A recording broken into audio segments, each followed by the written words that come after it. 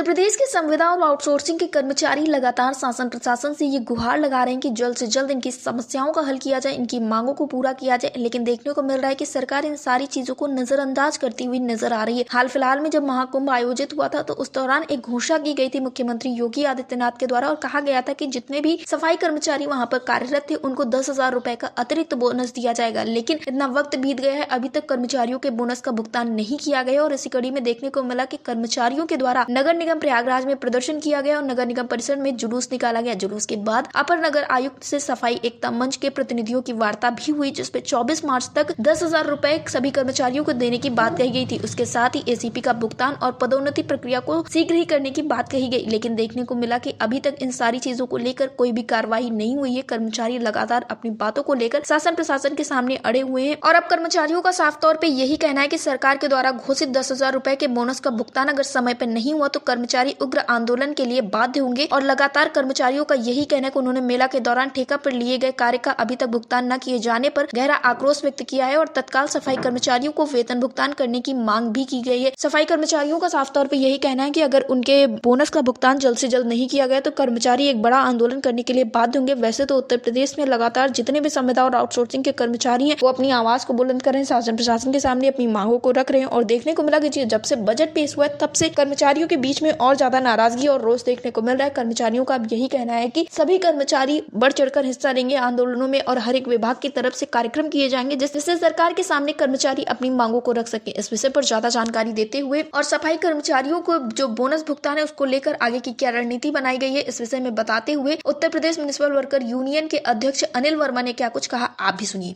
अनिल जी, आपका हमारे चैनल अटल टीवी पे बहुत बहुत स्वागत है। अनिल जी, जिस तरह से देखने को मिल रहा है कि उत्तर प्रदेश में जो संविदा और आउटसोर्सिंग के कर्मचारी हैं वो लगातार मुख्यमंत्री योगी आदित्यनाथ से या यूं कहें कि शासन प्रशासन से गुहार लगाते आए कि उनकी समस्याओं का हल किया जाए और बजट के दौरान भी बहुत सारी चीजें देखने को मिल रही हैं। तो आपके विभाग को लेकर आपका क्या कुछ मानना है? सरकार किस तरह से काम कर रही है? आप लोगों को कैसी समस्याओं का सामना करना पड़ रहा है? हम लोगों की union municipal workers Uttar Pradesh municipal workers union है जिसका मैं प्रदेश अध्यक्ष हूँ और यहाँ इलाहाबाद में हम लोगों के यूनियन के साथ सफाई मजदूर एकता मंच यूनियन जुड़ी हुई है और उस यूनियन ने इधर खास करके ठेका और आउटसोर्सिंग के खिलाफ कई बड़े आंदोलन किए हैं।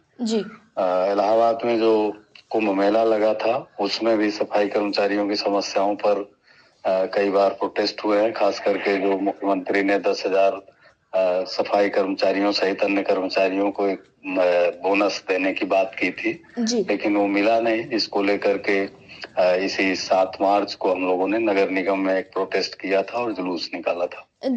तो आउटसोर्सिंग और संविदा खास करके सफाई कर्मचारियों को एक गुलाम बनाने वाली जैसी प्रथा है जिसमें परमानेंट लोगों को 45 से 50,000 रुपया मिलता है, वहीं आउटसोर्सिंग को कहने को 12,000 उनका तय है लेकिन मिलता उनके हाथ में 8 से 9,000 रुपए ही है। इसके अलावा उत्पीड़न भी उनका बहुत ज्यादा होता है। सुपरवाइजरों द्वारा उनको अपने घरेलू कामों से लेके तमाम तरह के अन्य कामों में लगाया जाता है और जातीय आधार पर भी उनको उत्पीड़ित किया जाता है कि वो नीची जाति के हैं और उनसे उसी तरह का काम लेने और उसी दिमाग से उसी मानसिकता से सुपरवाइजरों और इंस्पेक्टरों द्वारा उनसे काम लिया जाता है। तो इसके खिलाफ हम लोग मान सम्मान, उनके वेतन के सवाल, उनके भत्तों के सवाल, ईएसआई और बीमा का सवाल, इन सारे सवालों पर हम लोग लगातार प्रोटेस्ट करते रहते हैं और प्रदेश स्तर पर हम लोग भी जो है इस सवाल को उठाने की तैयारी कर रहे हैं। अगले 1-2 महीने में हम लोग इस पे प्रदेश स्तर पर भी कार्रवाई करेंगे। अनिल जी, बीच में खबरें निकलकर सामने आती हैं जिसमें ये कहा जाता है कि जितने भी सफाई कर्मचारी हैं उनके जो मानदेय है उसमें वृद्धि देखने को मिलेगी और अच्छी खासी वृद्धि देखने को मिलेगी। तो क्या ये बातें महज बातें ही थी या फिर धरातल पर ऐसा कुछ लागू होता हुआ नजर आया? ये ज्यादातर बातें ही हैं। अभी सरकार की तरफ से उत्तर प्रदेश सरकार ने कहा है कि हम आउटसोर्सिंग निगम एक बनाएंगे और उस निगम का भी न्यूनतम वेतन उन्होंने 15,000 तय किया है जो सफाई कर्मचारियों को मिलने की बात है। जबकि 7वां वेतन आयोग जो है कहता है कि आज के समय में महंगाई भत्ते और ये सब लगा करके 7वां वेतन आयोग 14 में लागू हुआ था और उसके बाद से अब तक में जिस तरह की महंगाई और ये सब बढ़ी है, इसको लेके न्यूनतम वेतन कम से कम 32,000 रुपया सफाई के काम में लगे हुए लोगों को होना चाहिए। दूसरा, ये न्यूनतम वेतन जो तय होता है सरकार द्वारा, उसमें 3 कैटेगरी की गई हैं, अकुशल, अर्धकुशल और कुशल। इस काम में लगे हुए लोगों को, सफाई के काम में खास करके लगे हुए लोगों को अकुशल श्रेणी का ही माना जाता है, चाहे वो 10 साल काम कर चुके हों, चाहे 15 साल काम कर चुके हों।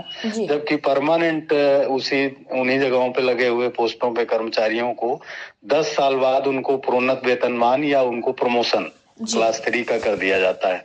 लेकिन संविदा और आउटसोर्सिंग में लगे हुए कर्मचारी न्यूनतम का भी सबसे न्यूनतम वेतन ही उनको दिया जाता है। ये एक बड़ी वो है जिसको हम लोग लगातार मांग करते रहे हैं और अब भी कर रहे हैं कि आप 3 साल 4 साल बाद उनको अर्धकुशल और फिर इसके बाद मान लीजिए 5-7 साल बाद उनको कुशल का वेतन दीजिए, क्योंकि वो कोई उसमें परीक्षा एग्जाम या कोई इस तरह का टेक्निकल कोई डिप्लोमा तो होता नहीं सफाई का कि वो करके आएगा तब आप उसको कुशल मानेंगे।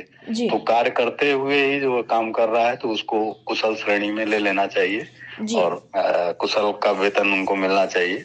तो ये नहीं होता है और सरकारें केवल घोषणाएं करती हैं। एजेंसियां हैं वो अपने ढंग का वेतन देती हैं। जो आउटसोर्सिंग वाला जो डिपार्टमेंट है जहाँ से आउटसोर्स होते हैं कर्मचारी, वो कहते हैं कि हमको जो पैसा नगर निगम और टाउन एरिया देते हैं हम वो पैसा देते हैं। टाउन एरिया नगर निगम कहते हैं कि ये हमारे कर्मचारी नहीं है, जो आउटसोर्स वाली एजेंसी है वो जाने। तो इस तरह से कर्मचारी पेंडुलम की तरह इधर से उधर डोलता रहता है और उनको जो न्यूनतम सुविधाएं और वेतन मिलना चाहिए वो कभी नहीं मिलता है। अनिल जी, आप लोगों ने आगे की क्या रणनीति बना के रखी? किस तरह से आप अपनी मांगों को लेकर आवाज उठाने वाले हैं या किस तरह से सरकार का विरोध करने वाले हैं? हम लोग इस पे एक स्टेट वाइड जो है वो प्रोटेस्ट के उसमें है और एक नेशनल हम लोगों ने बनाया है municipal workers federation, all India municipal workers federation. उसके थ्रू भी हम लोग ऑल इंडिया लेवल पर भी इस पे डिमांड वगैरह करते रह रहे हैं। अभी बंगलोर में एक सम्मेलन हम लोगों ने किया था ऑल इंडिया के जो म्युनिसिपल वर्कर्स हैं उनको लेकर के, और यूपी में भी हम लोगों ने Uttar Pradesh municipal workers union गठित की है और उसके माध्यम से हम लोग एक बड़े कार्यक्रम की तैयारी कर रहे हैं जिससे राज्य सरकार को खास करके आउटसोर्सिंग जो आयोग बनाना की बात कर रहे हैं। तो सफाई का काम नियमित चलने वाला काम है, म्युनिसिपैलिटी का काम नियमित चलने वाला काम है, तो उस पे आउटसोर्सिंग और संविदा और ठेका जैसी कोई प्रथा नहीं होना चाहिए। लेबर लॉ हमारा कहता है कि कोई भी कर्मचारी किसी भी पोस्ट पे 3 साल अगर वो 240 दिन प्रति वर्ष के हिसाब से काम करता है तो उस पोस्ट को परमानेंट पोस्ट माना जाए और वहां पर परमानेंट नियुक्ति होनी चाहिए। क्योंकि आउटसोर्सिंग, ठेका और संविदा एडहॉक कामों के लिए है जो 10-20 दिन, 50 दिन या 100 दिन चलने वाले काम है। 240 दिन अगर काम चलता है तो वहां पर परमानेंट पोस्टिंग होनी चाहिए और परमानेंट होना चाहिए।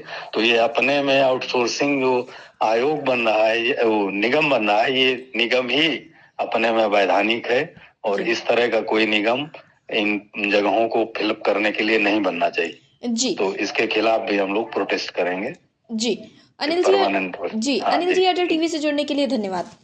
Okay, thank you.